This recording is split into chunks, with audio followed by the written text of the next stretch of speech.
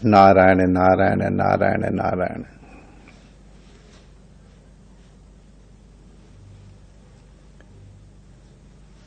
भगवान की ये सृष्टि अनंत है।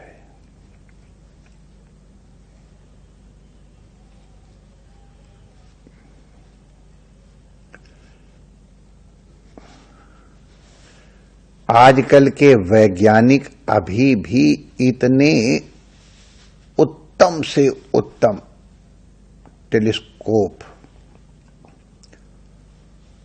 दूरवीक्षण यंत्र के अन्वेषण के बाद भी ब्रह्मांड की सीमा तक देखने का दावा नहीं कर पाए हैं। अब हम ब्रह्मांड की दूरी के बारे में अगर कुछ चर्चा करें तो हम केवल शब्द का उच्चारण कर रहे हैं, हमको स्वयं इसका मतलब मालूम नहीं है। माने मतलब तो मालूम है लेकिन बुद्धिस्त नहीं होता है। जैसे हम छोटी चीज जो नापने के लिए मिलीमीटर, सेंटीमीटर, मीटर ये रखते हैं, पहले हम लोग इंच और गज रखा करते थे, उसके पहले हाथ रखते थे कि 3.5 हाथ का मनुष्य है, तो उसको यूनिट कहते हैं। यूनिट माने एक नाप, इतने हाथ या इतने गज या इतने मीटर। तो आकाश के पिंड इतनी दूर दूर हैं कि इनको किलोमीटरों पे नहीं नापा जा सकता है। इनकी दूरी को नापने के लिए एक जो मीटर बनाया गया है, जो मानदंड बनाया गया है, वो है प्रकाश वर्ष। प्रकाश वर्ष का मतलब हम लोग थोड़ा समझ लें और तब आपको लगेगा कि हमारी बुद्धि क्यों चकरा जाती है। प्रकाश के वेग का परिमाण है 1,86,000 प्रति सेकंड। मतलब प्रकाश अगर यहां से चलेगा तो 1 सेकंड के अंदर 1,86,000 लगभग मील तक जाएगा। किलोमीटर मील, क्योंकि हम जब पढ़ते थे हमको मील का याद है, किलोमीटर में भी है लेकिन एक अनुमान करना है। तो 1 सेकंड में 1,86,000 1 सेकंड में, तो माय डियर 1 मिनट में कितना हुआ? उसको 60 से गुणा कर दो तो 86 लाख तो सीधा सीधा, और 1 लाख तो सीधा सीधा ही हो गया। 60 लाख और 86,000 का 48 मिला करके कितनी दूरी हो गई? ये 1 मिनट में प्रकाश कितनी दूर जाएगा? अब आप गणित लगाते जाना। अब तो सुविधा हो गई, लगा लो, लेकिन भर जाएगा। 1 मिनट में इतना चला तो 1 घंटे में कितनी दूर प्रकाश जाएगा? उसको भी 60 से गुणा कर लो।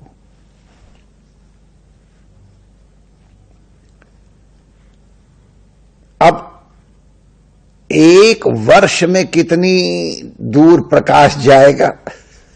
तो 365 से उसका गुणा करो तो एक बहुत बड़ी संख्या बन जाती है। ये तो उसका एक हाथ हुआ, 1 मीटर हुआ, नाप हुआ, अंगुल हुआ। आपकी जानकारी के लिए बता दें कि सूर्य इतनी दूर है लेकिन सूर्य का प्रकाश आने में कुछ मिनट लगते हैं, 8 मिनट या क्या, लगभग ऐसे ही कुछ है। तो प्रकाश वर्ष का मतलब 8 मिनट, तो सूर्य जितना उसे कितने गुना ज्यादा दूर, ये 1 हाथ हुआ।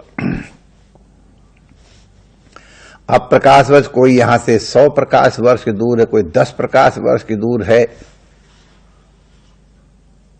1 अरब प्रकाश वर्ष दूर भी पिंड हैं। अब एक अरब प्रकाश वर्ष की दूरी का मतलब क्या है? हमारे दिमाग में नहीं आता। अब इसको सीधे सीधे कहोगे अनंत है, और क्या कहोगे? अनंत। हम लोग अपने को न जाने क्या क्या समझ रहे हैं कि हम क्या हैं। अब तुम्हारा ये ब्रह्मांड घाट अगर मथुरा का नक्शा बनाया जाए तो उसमें शायद इतना बड़ा आएगा, और उस ब्रह्मांड घाट में आप कितने बड़े आएंगे? अब मथुरा को जब उत्तर प्रदेश के नक्शे में दिखाया जाएगा तब, और पूरे भारत के नक्शे में जब मथुरा को दिखाया जाए तो इसकी क्या स्थिति होगी? और विश्व का अगर नक्शा बनाया जाए तो मथुरा कहां होगा? पहले भारत कहां होगा इतना बड़ा, फिर उसमें उत्तर प्रदेश कितना होगा, फिर मथुरा कितना होगा, फिर ब्रह्मांड घाट कितना होगा, उसमें फिर आप कितने बड़े होंगे? ये सब हम इसके महत्व को बताने के लिए हम चर्चा कर रहे हैं। ये और जब पूरे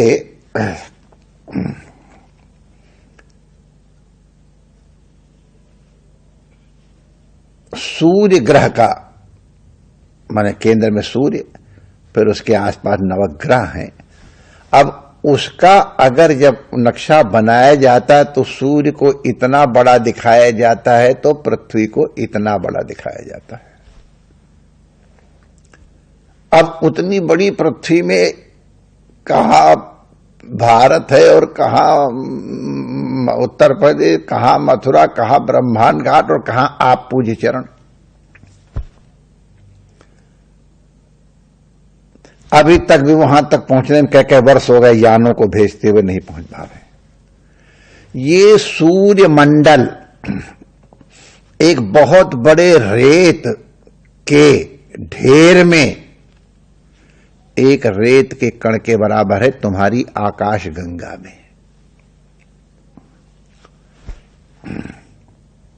आज गंगा कैसे वो है शाखा, उसमें एक रेत के कण के समान है। न जाने कितने बड़े बड़े सूर्य मौजूद हैं। ये एक आकाश गंगा में तुम्हारी स्थिति है, और ऐसी अनंत आकाश गंगाएं हैं। अब कल्पना करो माय डियर, कितना। इसीलिए कहा जाता है हमारे ये सबसे पहले तो लोगों ने पृथ्वी को कितना कितना रखा, लेकिन केवल भारतीय महापुरुषों ऋषियों ने ही इसकी अनंतता को देखा था, और तब रघुनाथ जी के लिए, परमात्मा के लिए कहा है, रोम रोम पतराज यहीं कोटि कोटि ब्रह्मांड। उनके एक एक रोम में अनंत कोटि ब्रह्मांड है। अब इतने हबल टेलीस्कोप और ये सब बड़े बड़े बने, उनसे भी आकाश की सीमा नहीं नापी जा सकी है। अनंत आकाश है, अनंत सूर्य हैं, और उनमें अनंत नक्षत्र हैं, उन नक्षत्रों के अलग अलग चंद्रमा हैं इत्यादि। तो उसमें कुछ न कुछ घटना, हम अपने सूर्य मंडल के जो ये विशिष्ट ग्रह हैं, बड़े बड़े नवग्रह, उनकी हम लोग स्थिति को नापे हैं, ने औरों के भी नापे हैं, लेकिन मुख्यतः जिनका प्रभाव हमारे इस पिंड के ऊपर पड़ता है। इस प्रभाव की गणना के बारे में हम किसी और दिन चर्चा करेंगे कि ये ज्योतिष शास्त्र एकदम साइंटिफिक है, गणित है, टू द सेकंड कैलकुलेट किया जा सकता है। ये रत्न इत्यादि धारण करने की जो धारणा है, ये भी इसी तरह से है। तो उसकी हम चर्चा नहीं कर रहे हैं। तो इस ब्रह्मांड में कई कई लीलाएं होती रहती हैं। जब पृथ्वी सूर्य के चारों तरफ घूम रही है तो ये अंडाकार इसका मार्ग है, पथ है। तो कभी कभी दो जगह ऐसे आते हैं जब पृथ्वी सूर्य से अत्यंत दूर होती है, और दो स्थल आते हैं जब अत्यंत निकट होती है। इन दूरियों को नाप लिया गया। तो ये लगभग 21 तारीख जो आ रही दिसंबर को सोल्स्टाइस कहलाती है ये, इसमें एक अद्भुत दृश्य इन नंगी आंखों से भी सूर्यास्त के समय देखा जा सकता है। ये शनि और गुरु, ये दोनों नक्षत्र गर्मी के दिनों से, महीनों से नजदीक नजदीक आते जा रहे हैं। हम लोग देख रहे हैं कि इन सबको नापा गया है, और हम आप लोगों की जानकारी के लिए इसको दिखा दें। इस तरह से ये इस तरह शुरू हुआ था, और ये इस तरह से नजदीक आते जा रहे हैं। ये गर्मी में इतना था, धीरे धीरे हो रहा है। 21 दिसंबर के दिन ये दोनों नक्षत्र इतने नजदीक आ जाएंगे।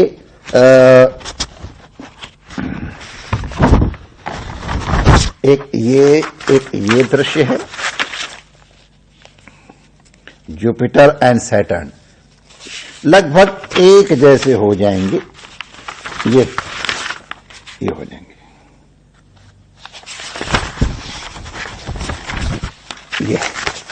ये आपको हमारे बंधु लोग, ये जुपिटर सन एकदम, इनके बीच में चंद्रमा की जितनी चौड़ाई उससे भी कम होंगे, तो ये बहुत बड़े चमकीले तारे के रूप में दिखाई पड़ेंगे। और ये दृश्य इस तरह, ये कई दृश्य इसलिए दिखा रहा हूं कि आप लोग जब देखोगे तो आपको सुविधा होगी समझने के लिए। और ये दिसंबर 21, 2006 6 PM CST, लुकिंग वेस्ट, पश्चिम की तरफ देखेंगे तो इस तरह से दिखाई पड़ेगा हॉरिजॉन के आसपास।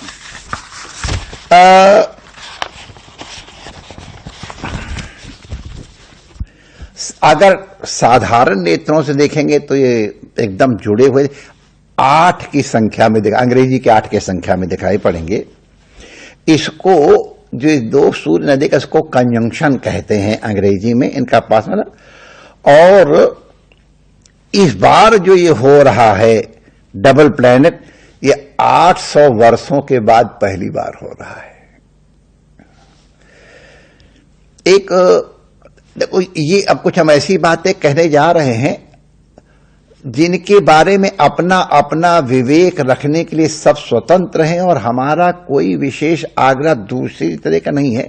एक सामान्य विद्यार्थी की तरह जो तथ्य मेरे सामने आए वो हम लोग शेयर कर रहे हैं, आप समझ रहे हैं। घटना इस तरह की पुनः घट रही है और हम लोग इसके साक्षी हो रहे हैं, तो इसलिए हमने ये चर्चा चलाई है, और जिज्ञासु लोग इसके जरूर दर्शन करें। और हमारे शास्त्रों में भी अब चूंकि ये इतने निकट आ रहे हैं, तो किनकी कुंडली में क्या क्या स्थिति आएगी वो अपने आदरणीय ज्योतिषों से पूछ लेंगे। लेकिन दर्शन करने लायक दृश्य होगा। संध्या समय होता है, अभी हमने कल दर्शन किए थे, अभी इतनी दूरी उनमें है, और फिर उस दिन इस तरह दूरी होगी। ये भगवान की विभूति ही तो है, उस रूप में भी और इस लीला में, तो हम लोग उसका दर्शन करें। इसलिए ये घटनाएं हमने आप लोगों को स्मरण कराई कि ये बहुत 800 वर्षों के बाद ये दृश्य आने वाला है, बहुत दिनों में होता है। तो इसके दर्शन का लाभ अवश्य लें, और इसके पीछे जो ये घटनाएं हैं वो अपनी अपनी आस्था के अनुसार लोग उसको स्वीकार करें। हमारा किसी से कोई आग्रह दुराग्रह नहीं है, और चूंकि हमने ये सब दिखा दिया है, ये आप लोग दर्शन करके और फिर उस तरह से, और टेलीस्कोप से देखेंगे तो आपको उनके चंद्रमा भी दिखाई पड़ेंगे। माने शनि के भी चंद्रमा हैं और बृहस्पति के भी चंद्रमा हैं। हमारे ग्रह की दृष्टि से अलग बात है, लेकिन ये अभी गैसीय अवस्था में ही हैं, और उनके अरे एक चंद्रमा में तो पृथ्वी से ज्यादा पानी है, ये सब देखा गया। तो खैर ये एक जिज्ञासु के लिए ये सूचनाएं हमने अर्पित की हैं। अब मैं पुनः निवेदन करूं कि जहां कहीं भी विभूति दिखाई पड़े हमारे रमण बिहारी को याद कर लिया करो, वाह रमण बिहारी ये तेरा चमत्कार है। इस तरह देखोगे तो तुमको रमण बिहारी सदैव अपने पास ही अनुभूत होंगे। जय श्री